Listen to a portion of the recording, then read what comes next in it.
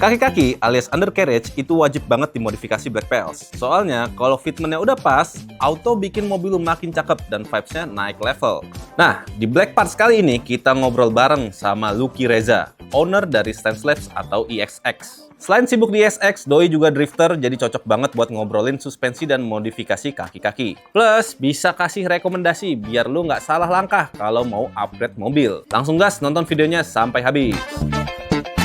Halo Black Pals, gue Lucky Reza dan gue adalah founder dari Stance Labs. Kita akan kupas tuntas apa aja yang ada di sini karena kalau gue yang ngomong kan gue agak awam ya dengan fitment dan juga biar mobil itu jadi ganteng kayak gimana. Langsung aja nih kita ada Bro Lucky sebagai ownernya dari Stance Labs. Kita akan curhat atau berbagai macam experience dari dia yang akan kita kulik-kulik biar bisa tahu mobil tuh kalau biar ganteng diceperin kah atau harus nempel banget dengan tanah atau seperti apa. Nah langsung aja kita lanjut ke videonya.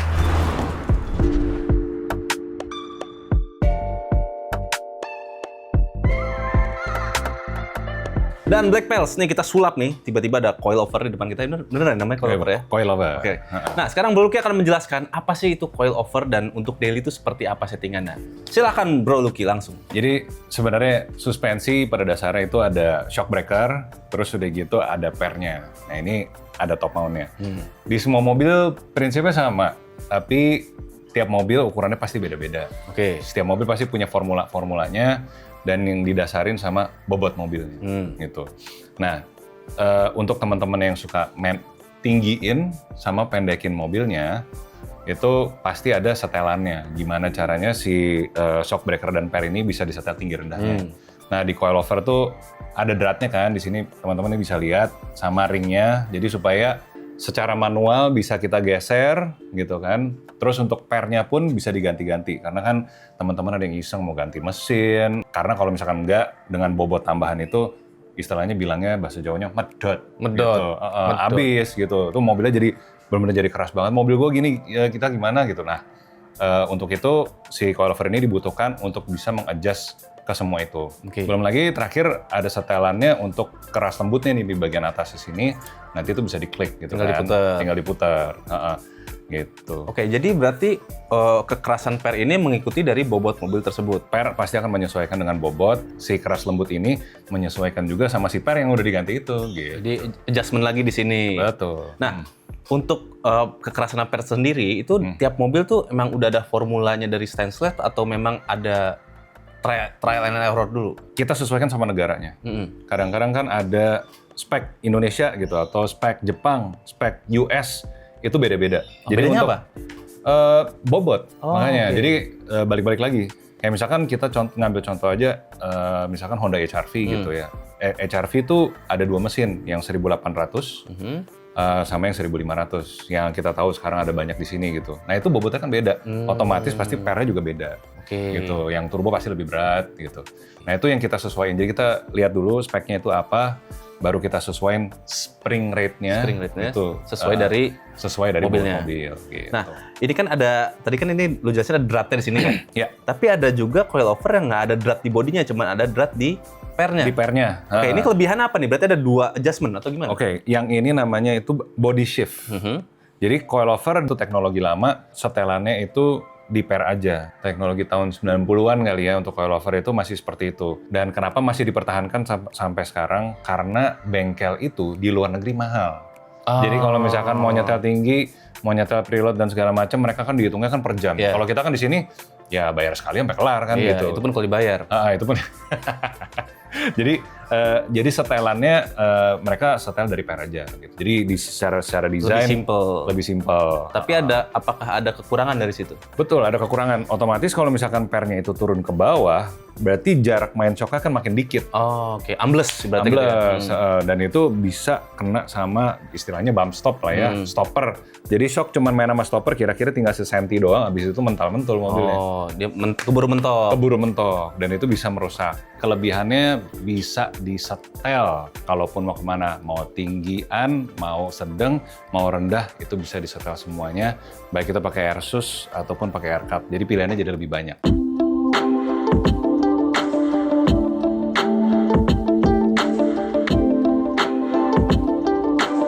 Black Pals, nih sekarang kita sulap lagi. Cring, berubah lagi nih. Bentuknya udah pasti berbeda dan ini namanya juga beda, bukan coilover lagi. Apa nih, Bro Lucky namanya?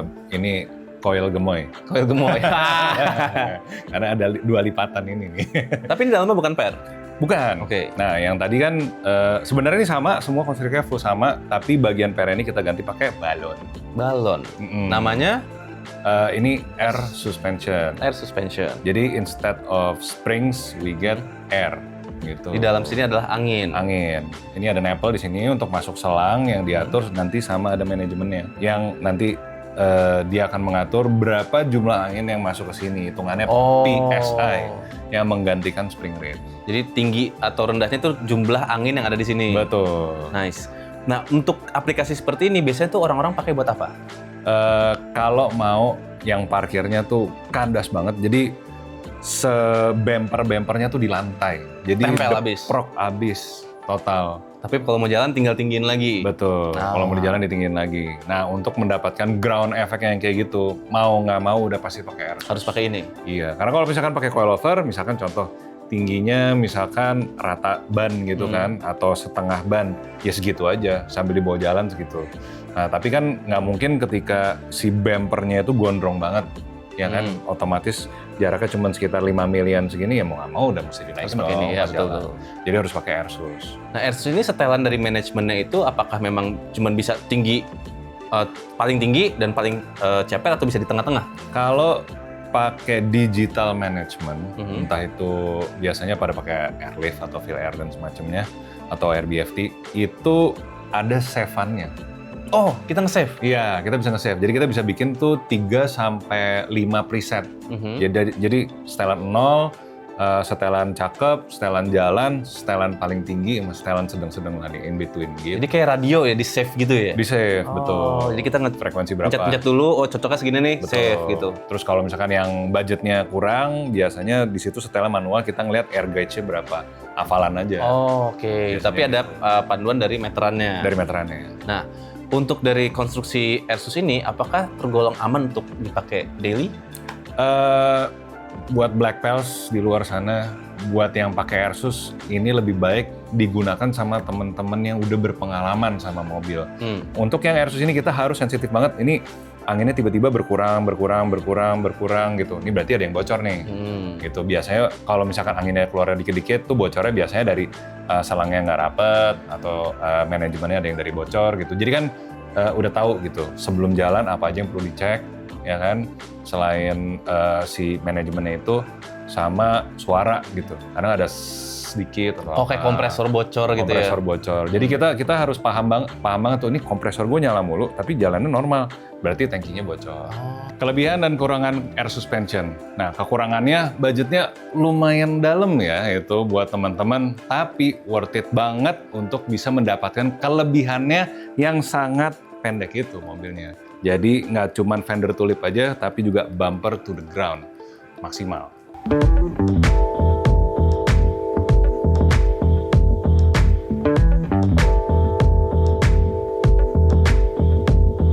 Bro Lucky, sekarang nih kita punya apa namanya? Ini air cup. Air cup. Nah, bedanya apa dengan air suspension? Konstruksinya berarti tetap masih ada per, tapi dibantu dengan udara juga di atasnya, terpisah. Dan ini bisa, mungkin kalau di luar negeri bilangnya lift kit. Oh iya, untuk naikin. Jadi ini untuk naikin, bukan buat pendekin gitu. Ini buat Black Pals di sana yang mungkin persepsinya agak sedikit salah, kita luruskan. Kalau ini bukan untuk mendekin, tapi untuk menaikkan mobilnya yang sudah pendek. Oke, itu persepsi gue tadi untuk turunin, ternyata untuk naikin, bantu naikin. Justru gitu. Bedanya, kalau misalkan kita pakai sehari-hari, kayak misal kita pakai BMW deh, kalau misalkan udah rata ban, F30 udah pakai lip, itu udah pasti jaraknya paling cuma 3 jari dari lantai.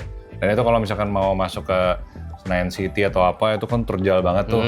Atau mau masuk ke depan rumah, mau nggak mau harus ditinggiin dikit dong. Nah, daripada pakai papan tiap kali, pencet aja langsung naik. Dia bisa menaikkan dan menurunkan juga? Iya, sekitar 3 jari. Oh, ada limitnya hanya 3 jari? Ya, kalau di jari gue sih ini 5 cm ya gitu. Gue nggak tahu jari yang lain. Jari gue ya, beda lah. Jari gue juga beda pasti kan, lu ada yang jempol semua nih pasti nih kan. Oke, nah tapi kalau misalkan tadi gue lihat ya, kalau misalkan yang airsus dia ada setelan ribbon juga? Ini juga ada. Ini tetap coilovernya, terus ini maksudnya coilover tetap standar coilover, tapi ditambahin sama ini. Untuk ninggiin, bukan nurunin ya? Untuk ninggiin. Jadi style ceper, kalau mau ninggiin tinggal pencet. Betul. Nah, berarti tetap masih ada kompresor dan lain-lain. Masih ada, karena kita butuh suplai udara untuk dia selalu ready. Misalkan kita, wah butuhnya sekarang cet langsung. Nah, kalau misalkan nungguin kompresor dulu naik, cet, satu, lama ya kan, ditungguin bahkan diklaksonin duluan, marah-marah. Dari Asus sendiri, ini kan tetap masih ada pernya ya. Berarti lebih enak model seperti ini bisa dibilang. Betul, karena kayak coilover biasa aja. Ini coilover kita pakai akuratnya segini nih.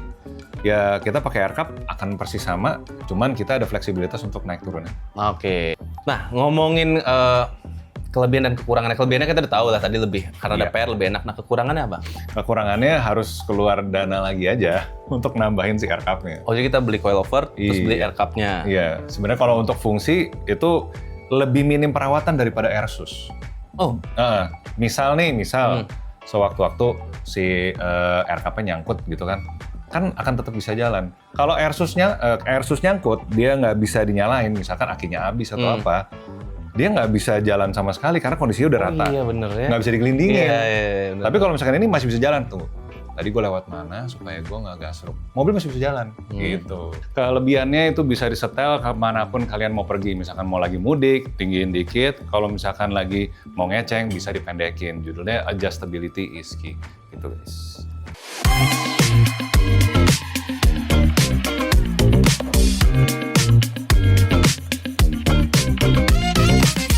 Oke, Bro Lucky, ini kan kita punya 3 ibaratnya kayak kaki yang berbeda. Gue butuh rekomendasi nih, kayak misalkan tadi coilover tuh cocoknya buat apa, Asus cocok buat apa, dan air cup cocoknya buat apa. Kalau misalkan kita ngomongin style, coilover itu lebih buat teman-teman yang static, identik dengan settingan meaty ke daging-dagingan. Bannya gede, meaty itu bannya gede. Bannya tebal, yang agak-agak racing gitu. Terus kalau misalkan Asus, pasti fender to lip bilangnya gitu. Udah pasti tuh. Udah pasti. Atau yang kandas banget. Jadi velgnya tuh masuk ke dalam fender. Celup. Gitu, celup. Itu anak-anak Jogja biasanya yang kandas-kandas banget. Terus kalau misalkan si air cup, biasanya yang si paling doyan ngebut, pengennya center gravity-nya lebih ke bawah lagi.